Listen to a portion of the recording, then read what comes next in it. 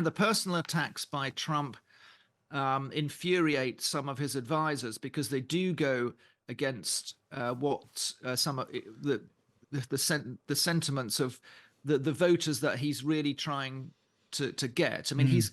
he's locked down the MAGA crowd. He's locked down the Republicans who voted for him twice and are going to vote for him again.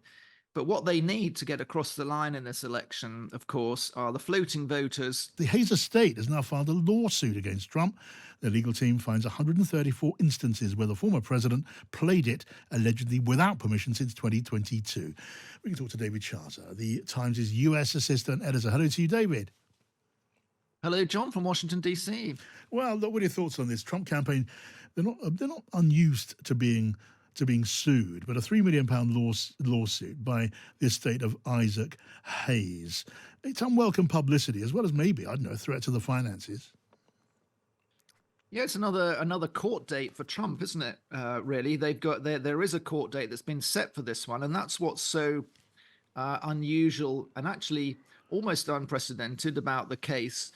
They've got a date for a hearing in Atlanta on September the 3rd. And while a lot of musicians have complained about Trump using their songs at his rallies, none of them have got quite as far as Isaac Hayes III, who is the representative of the Isaac Hayes estate on behalf of his late father, to take it this far in a court case. He got an emergency injunction on Friday to stop the Trump campaign playing it.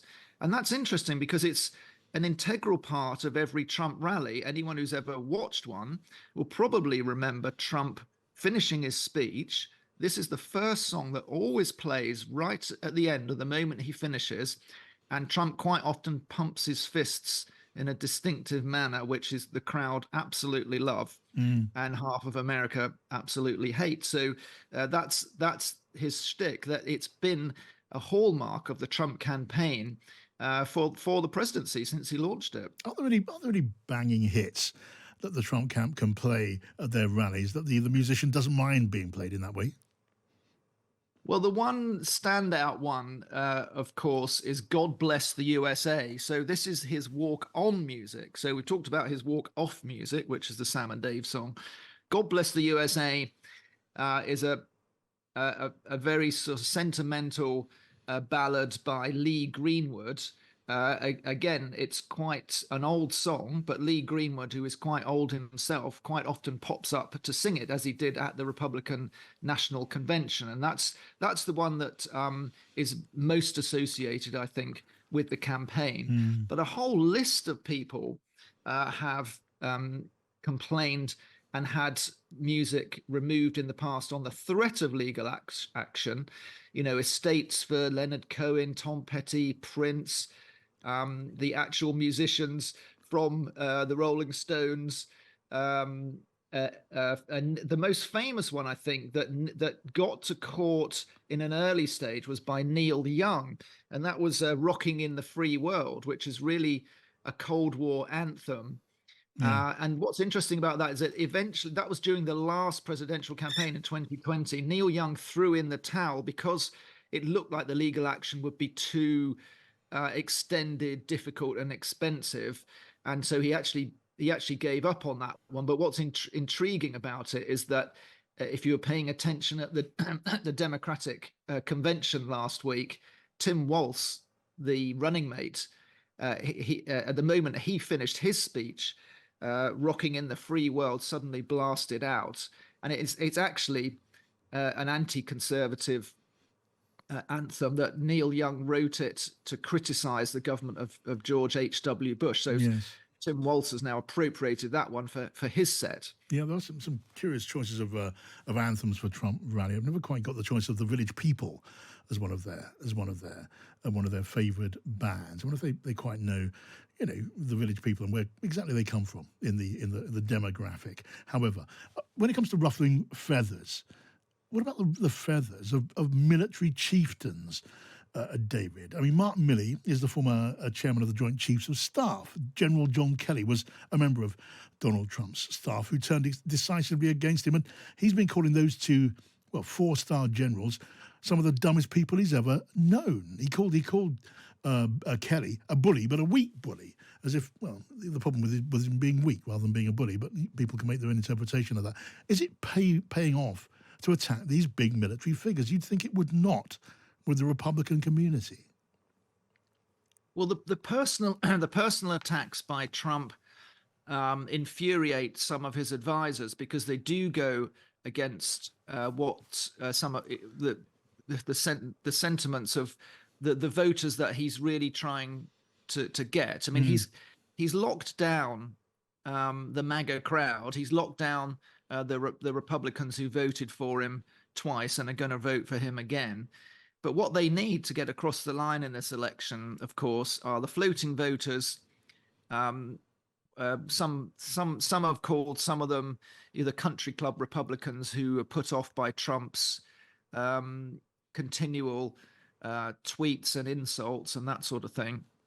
So that doesn't go down with them. But of course, Trump really can't stand the way that John Kelly, in particular, who became his chief of staff, is the one behind this story that when Trump visited a military war grave in France, that he muttered just to Kelly that the dead were suckers and losers. Why did these suckers and losers do it?